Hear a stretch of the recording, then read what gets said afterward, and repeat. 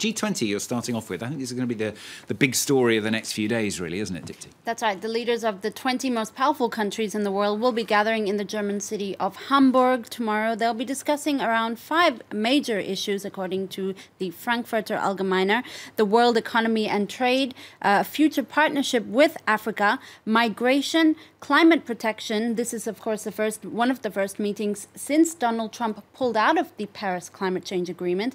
And finally, North Korea, which comes on the heels of Pyongyang's latest missile strikes. A lot of focus on those protests and also the violence, which is already starting to overshadow the summit, Dipti. That's right. Violence has really overshadowed the last few days before the conference has even started. Politico reports that thousands of left-wing activists are pouring into the city in the hopes of creating as much chaos as possible. You have a lot of tensions. Turkish pro-government supporters who are living in Germany and are keen to do battle with local Kurds. There's also the threat of Islamist terrorism that will be looming over the summit, as well as these left-wing activists. For Politico, the event is looking like a quote, increasingly unpleasant affair. Ironically, 2 years ago, Hamburg residents rejected a bid for the 2024 Olympics because they didn't want the hassle. Well, Politico says now they're bracing for something far worse than athletes: world leaders. That's all you need, isn't it? German press, Dipti's been looking at. Some are talking really about the effect that this summit is going to have on Hamburg. It's the second biggest city after Berlin. That's right. And the summit is actually taking place in a extremely left-wing neighborhood of Hamburg, which tends to be a pretty bourgeois city.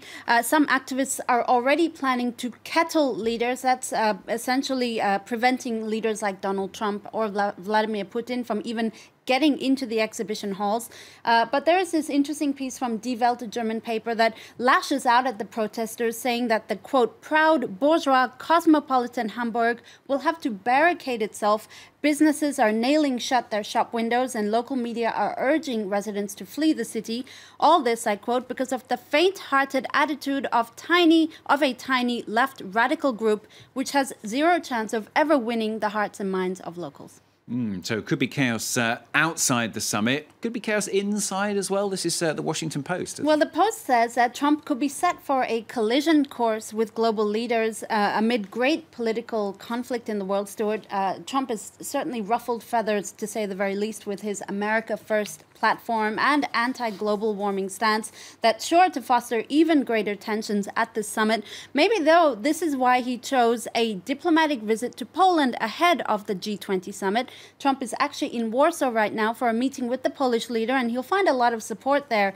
Poland is also led by a populist, nationalist government from the ruling Law and Justice Party. And in this visit, the Post explains that it is a, quote, pointed embrace of Trump's ideological allies and a shot across the bow at Europe's establishment forces, i.e. Germany and France. And we see in the Polish press as well, there's a lot of excitement for Trump's visit. Let's look at this very real cover of a Polish magazine, Gazeta Polska, which on its front cover says, "Make Poland great again." I wonder where they got that from. Let's have a look at the Arab language press now. Looking at that ongoing standoff, this is between Qatar, Saudi Arabia and its allies, isn't it? That's right. And Qatar rejected Saudi Arabia's list of demands yesterday. Riyadh and his allies had imposed a blockade on Qatar and said they would only lift the blockade if Qatar was okay with their demands. Qatar is accused of supporting terrorism. Now, in the Saudi newspaper Al-Shaq Al-Awsat, the writer says that Qatar's reaction is all for show and that behind closed doors, Doha will surrender in the end, because this is what they've done in the past. So this is from a pro-Saudi newspaper. On the flip side, you have an editorial from a Qatar newspaper, Al-Shaq, that says Qatar's position has been the same since the beginning. They're open to dialogue and want to resolve this crisis, but they want to preserve Qatar's sovereignty as well. Going to end with a couple of pictures. That's right, a few pictures. Let's start with this picture that was aired in a documentary that allegedly shows Amelia Earhart, a famed female pilot who mysteriously disappeared in 1937 while circumnavigating the globe. Well, new evidence, including this photo, shows that she may have been captured alive by the Japanese on the Marshall Islands. And the documentary alleges that the woman, if you see her, she's sitting on the deck there. That could be Amelia Earhart, but it has been disputed by some, including one Smithsonian curator. Another photo that's not so disputed is this man. He is called Johannes Laschet, and he is setting Twitter hearts aflutter because of his clear resemblance to Hollywood heartthrob Ryan Gosling. He's actually the son of a famous German politician. But it's safe to say the dapper Euro version of Ryan Gosling is probably more famous than his father now. You know what? The producer just said in my ear, and I was thinking exactly the same thing. He actually looks like Brian Quinn.